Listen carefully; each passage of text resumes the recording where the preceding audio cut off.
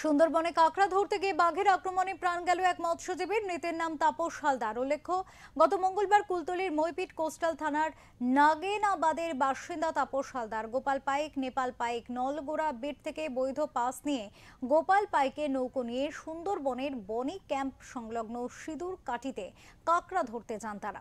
শুক্রবার বিকেলে বাঘ ওই নৌকায় অতর্কিতে আক্রমণ করে এবং তাপস হালদারকে তুলে নিয়ে পালায়। বাঘটির পিছনে ধাওয়া করলেও শেষ পর্যন্ত ওই মৎস্যজীবীকে ফেরাতে পারেনি তার সঙ্গীরা। সঙ্গী দুজন বাড়িতে এসে খবর দিলে মইপিট কোস্টাল থানার পুলিশ আধিকারিকরা এসে মৃতদেহটি উদ্ধারের ব্যবস্থা করেন।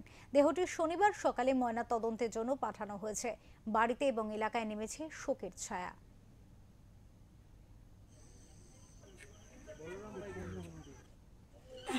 আমার স্বামী গোপাল পাইকে লোক হয়ে গেছিল, বাঘে নিয়ে চলে গেছে মঙ্গলবার। কবে গিয়েছিল তারা? মঙ্গলবার গেছে, আজের কাঁকড়া ধরতে গেছিল। মানে কোন জঙ্গলে গিয়েছিল? সুন্দরবনে। সুন্দরবনে জঙ্গলে গিয়েছিল, বাঘে নিয়ে গেছে। হ্যাঁ। কোথায় বাড়ি আপনার? মইপিট নাগেনাবাদ। দুঃখের কারণ, গত মঙ্গলবারে আমার বাড়ির প্রতিবেশী এক ভাই নাম তাপস হালদার নদীতে কাঁকড়া ধরতে গেছিল, জীবিকা নির্ভর করে কাঁকড়া ধরে। কিন্তু দুর্ভাগ্য, হঠাৎই আজকেরই খবর আসে যে উনি বাঘে আক্রান্ত হয়েছে। সঙ্গে আরও দুজন ছিল, মোট 3 জন গেছিল কাঁকড়া ধরতে। 2 জন ফিরে আসে, তারা খবর দেয় তাকে বাঘে নিয়ে চলে গেছে।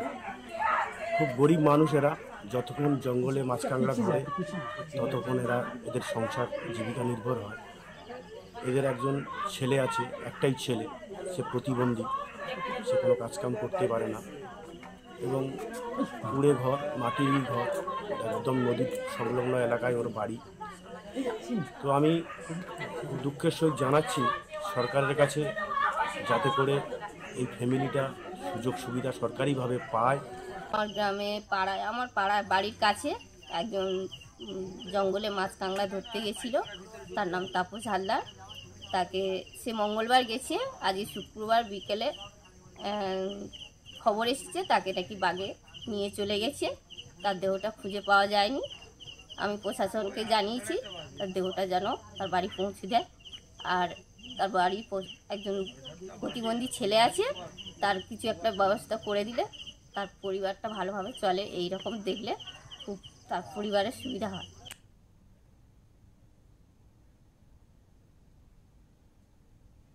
দক্ষিণ 24 পরগনা থেকে বাবলু প্রামাণিকের রিপোর্ট, ওঙ্কার বাংলা।